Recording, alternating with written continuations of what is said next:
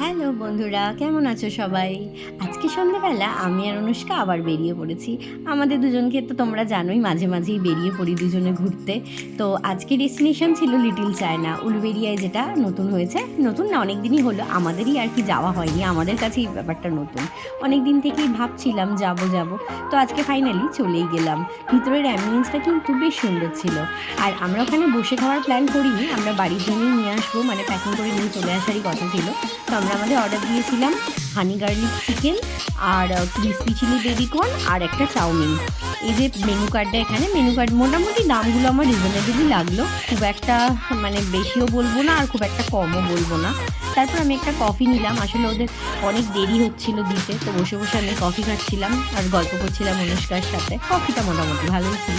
তো আমাদের packing complete. এরপরে ডিসাইড করা হলো যে আমরা মোমো খেতে যাব। আর এখানেও ছিল মোমো, কিন্তু চাইনিজ জায়গায় মোমো খাওয়ার মজা নেই।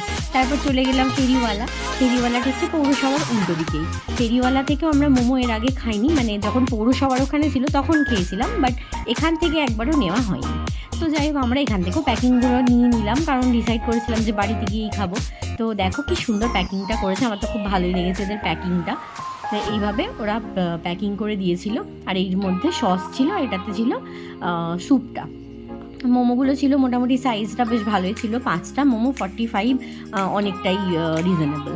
স্যুপটা মোটামুটি ভালোই ছিল, খুব ভালো বলবো না, বাট মোটামুটি ছিল। মোমোটা বেশ টেস্টি ছিল। কিন্তু লিটল চায়না থেকে যেটা এনেছিলাম, এই যে এটা হচ্ছে তোমার ক্রিসপি চিলি বেবিকর্ন, ভীষণই বাজে ছিল, এতটুকুও ক্রিসপি ছিল না।